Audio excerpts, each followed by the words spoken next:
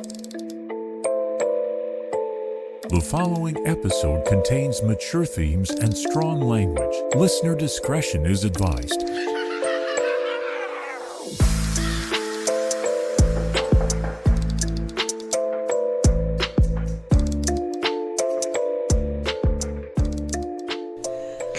Welcome to History and Mystery in Kansas City, the history podcast about all things unsolved and unexplained in Kansas City and the surrounding areas. I'm Laura. And I'm Tahlia.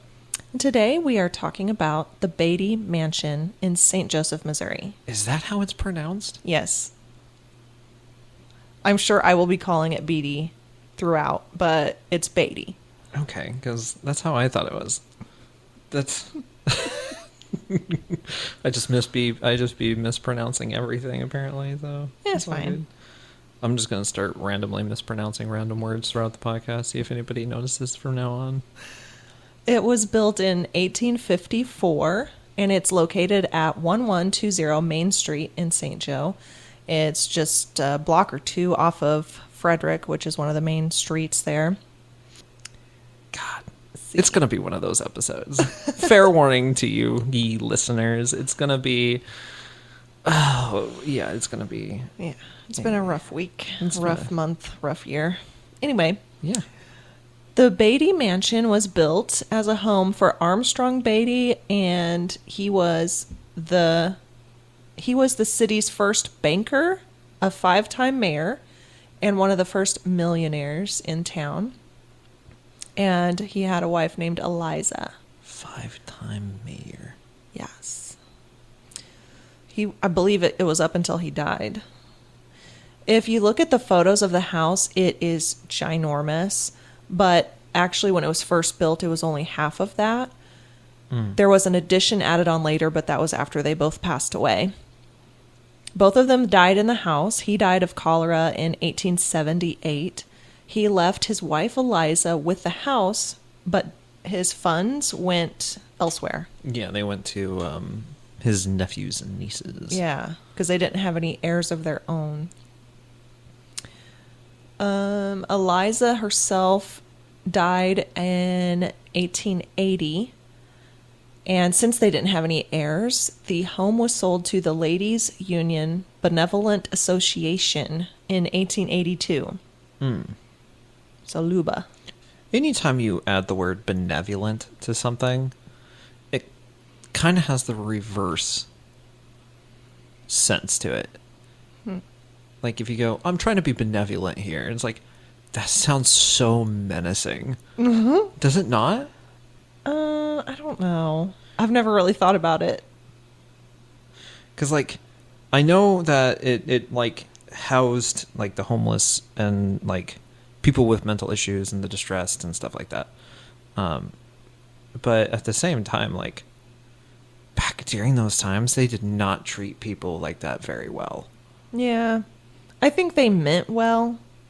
But like most things with overcrowding and underfunding, mistreatment just happens. Yeah.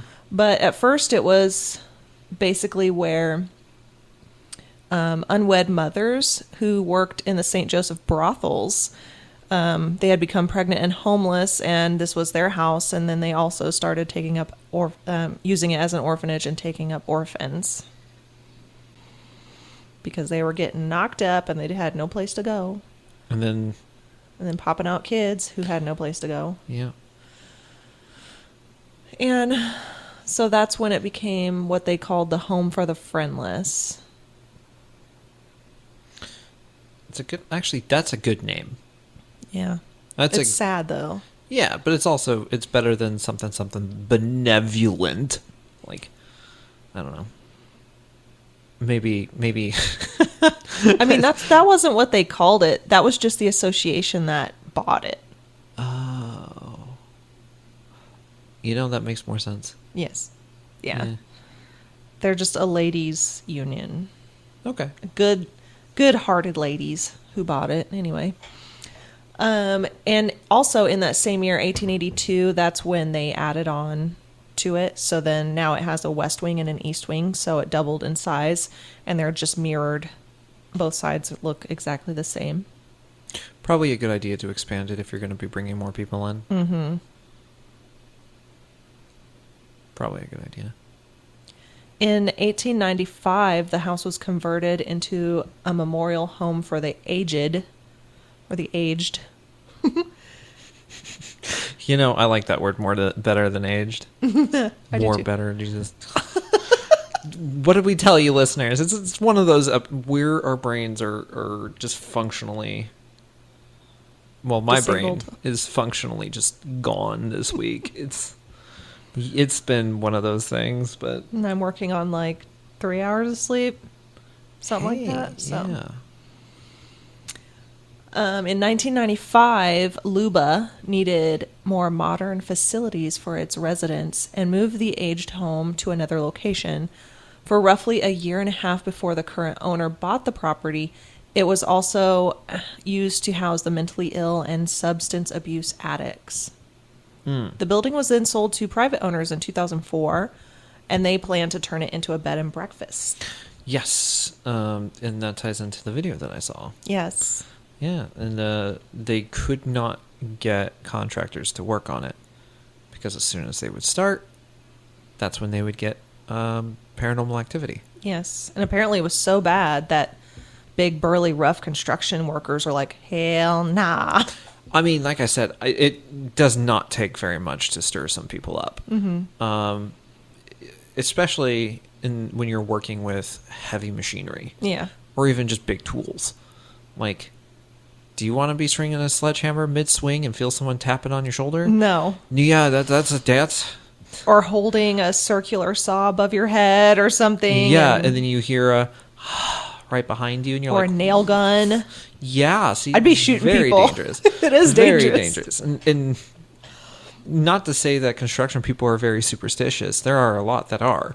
But safety-wise, I can definitely understand why they're like, yeah, until you get this whole thing figured out, do it yourself. Like, Yeah. we don't need to be having Jim over here with a circular saw, Mike over there with the staple gun, and then somebody poke one and then get shot by one and slice themselves up with the other. It's like, ew. Yeah. Insurance are not happy with That ghosts. just makes me think of Final Destination. Oh like my everything that could God. go wrong is going to go wrong. And the worst part is the people who have to watch it. Eesh. Yeah. I don't understand that. Oh my God. The one where they have it's a nail gun in the movie, and it's like huge long nails, which, yeah. geez. Where are you shooting? What are you shooting those nails at? Why do they need to be that big? Yeah. Holy hell. And then he ends up shooting Roofing himself. nails or Yeah, it's something? like, I don't God. know. Woo. Anyways. Yeah.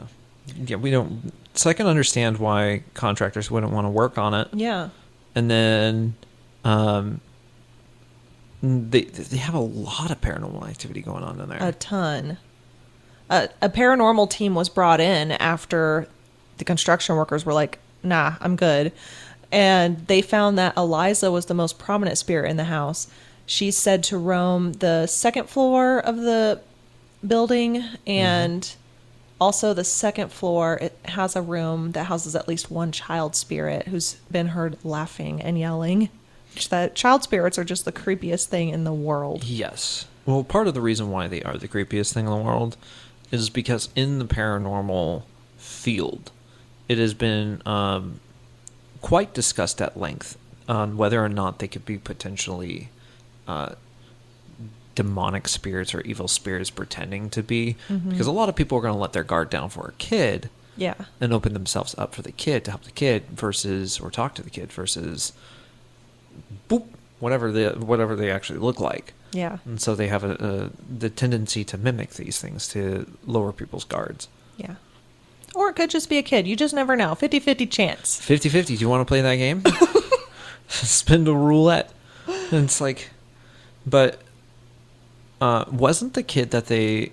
it was like a 4-year-old kid in the video clip you sent me, and it was one of their kids that passed away? Yeah, I believe so. Yeah, because I know that they did have 3 kids, if I remember correctly. And all of them died.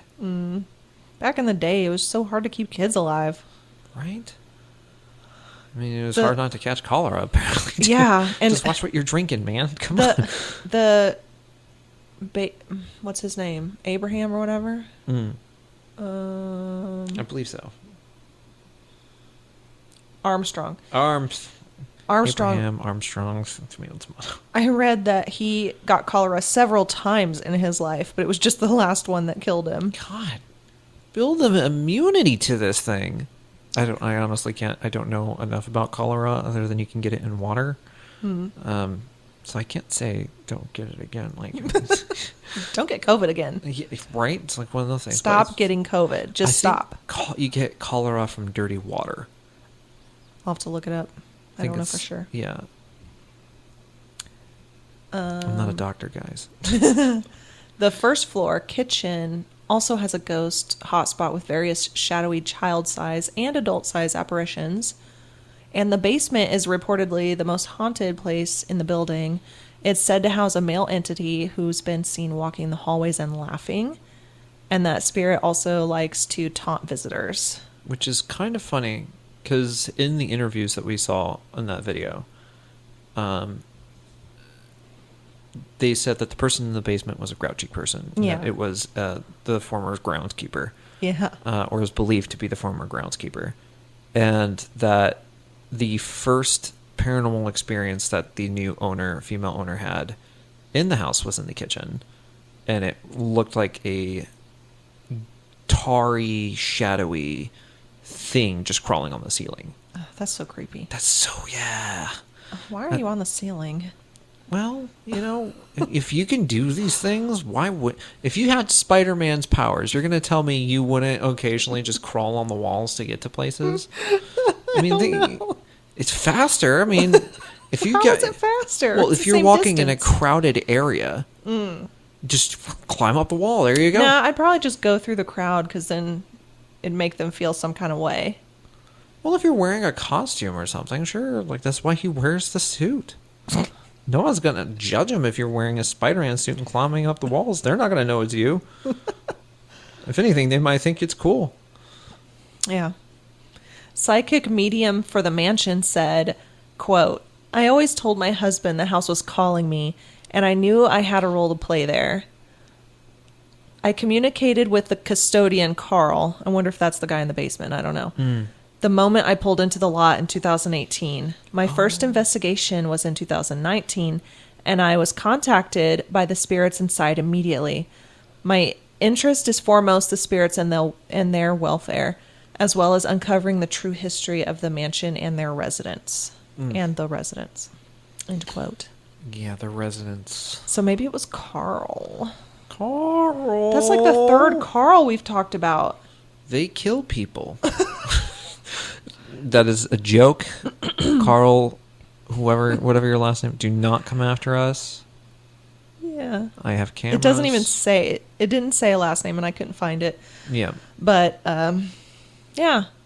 I heard another podcast where they went and they got some EVPs from Carl, like growling and He doesn't seem like a happy guy. no. We're laughing.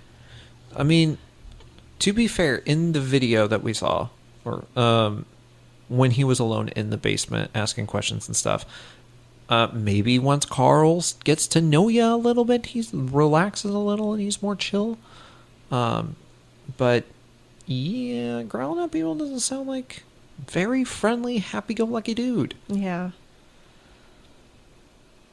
Doesn't sound that happy. No. And it's I can't wait, because if this place does open up for the B&B in the near future, because when did this article come out? I don't remember, but they do have, you can buy an overnight stay and you can buy a 2-night stay. It's insanely expensive, but How expensive is insanely expensive? one night is $500. But I think I read that you can have like up to 8 guests with you, or be a group of 8, so you can split it.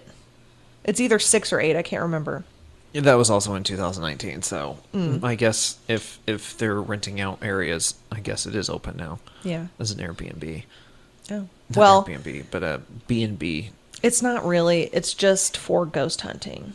Oh. I mean, that's why it's so I expensive. mean, hey, It'd if be you fun. can't open up a B&B, throw Exactly. a ghost B&B. Yeah. Yeah. And charge like 4 times the price of what you should charge. Jeez. Yeah. I don't think anybody in St. Joe makes that kind of money. But if you split it with 6 or 8 people, that's not bad. So is it just for the room, or are you paying for the building? The or? building, I believe, to just go in and stay the night. Okay, if you have like 8 people, and it's like, or even 5 people, it's not too bad, I suppose. It's roughly the same price as a regular hotel. Yeah. And you get the experience of it too. Mm-hmm. You get 10 people. Or 10, I think you the get 5 limit was couples. like 6 or 8. 4 couples. Yeah. Hey. But yeah, look it up. It's their website is like thebeattiemansion.com. We'll have to check it out. And you can book your room there or email them for more question if you have questions or anything. And it said on there that if you have like a group bigger than 8 or 10 or whatever it was, to email them. So maybe that must be a different rate. I don't know. Yeah, maybe. I mean, they were probably like, well, we don't want them to spend less than $100 per person. Right. In other words, we'll have like 50 people here having Yeah. a party with the ghosts. Yeah. Yeah. That sounds like fun. Could you imagine like owning a small company and being like, this is going to be the best team building exercise? Just don't tell them where, like, be like, all right, guys, we're going to have a fun retreat. We're going to go to this hotel in St. Joe. Don't tell them which hotel. Like, it's going to be fantastic. It's going to be great. It'll be a lot of fun. There'll be alcohol, whatever. We're going to have a lot of fun with this. All right, cool. Just then I'll pick you guys all up. Get a big old rent one of those 12-seater vans. Yeah. And then like pick all of them up. We're going. Boom. There we are. So they can't leave on their They own. can't leave on their own. They don't know where they're going. They just know, well, yeah, we're going for this retreat. Yeah, my boss didn't tell me what we're doing, but I guess we're just going to be staying at this really cool old hotel and stuff and having fun. And then you get to this one hotel. It's haunted. And no one knew it was going to be haunted. But there was that one person that's like, I bet you it's going to be, if it's an old hotel, it's probably haunted. There's that one guy that's like, well, actually, guys, I bet it's the... how do you pronounce that word? Beattie. It's the Beattie Mansion.